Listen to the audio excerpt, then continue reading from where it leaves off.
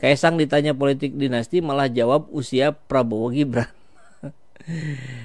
Mendukung dinasti politik itu sendiri. Terima kasih.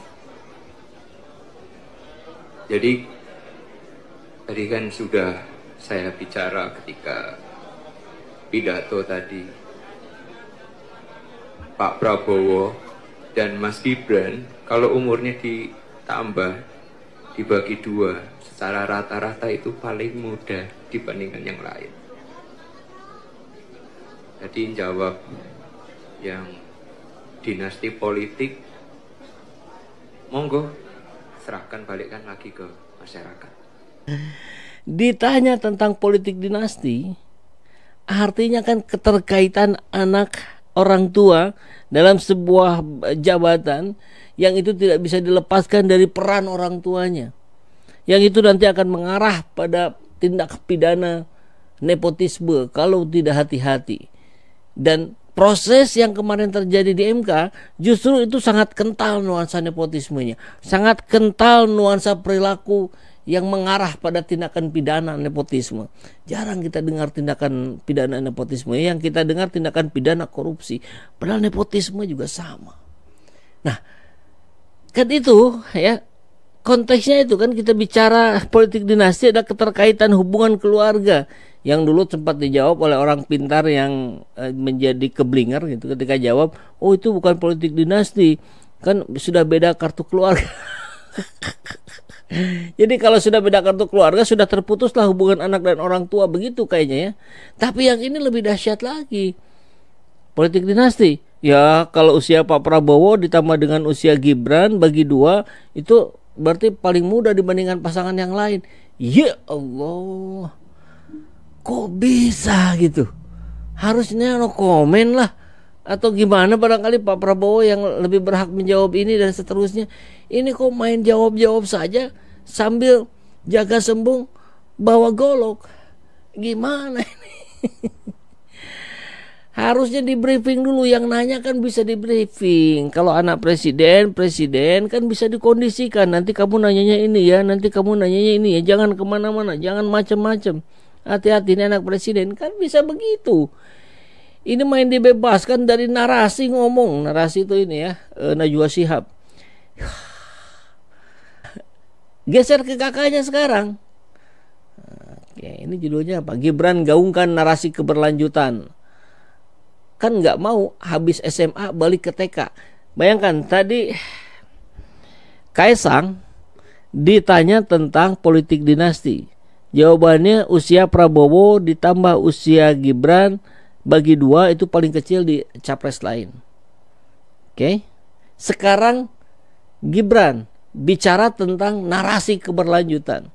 Tidak ada arah baru, tidak ada perubahan. Itu ngeri loh bicara tidak ada arah baru. Itu tagline-nya Partai Gelora itu. Habis sudah itu. Siapa aja Partai Gelora sekarang ya, Mahfud Siddiq gitu ya. Terus Fahri Hamzah, Anies Mata. Rusak sama anak muda ini. Anak presiden maksudnya kan, bukan anak muda.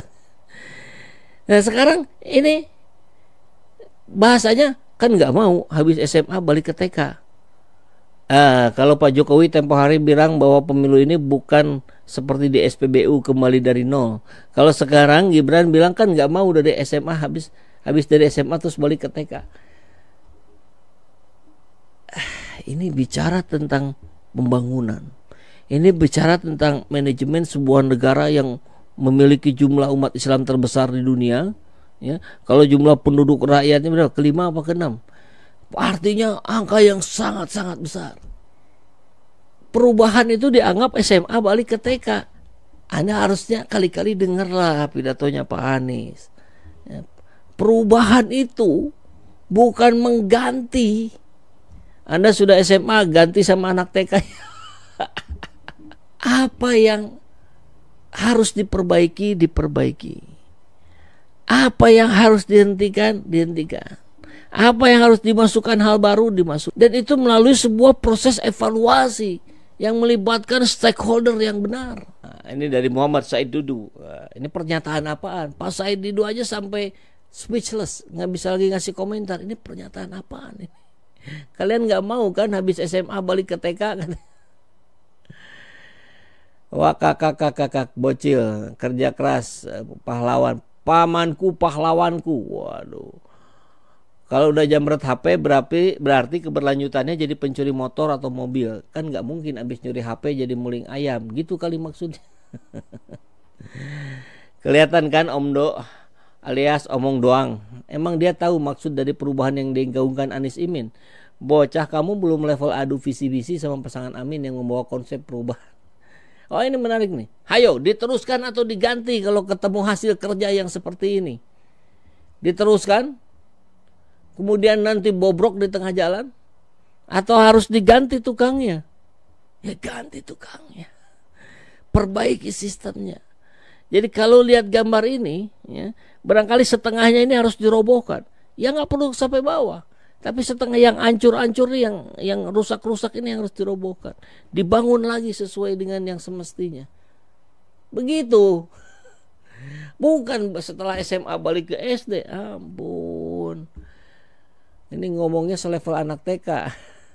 Andai saya pendukungnya dah kabur lah.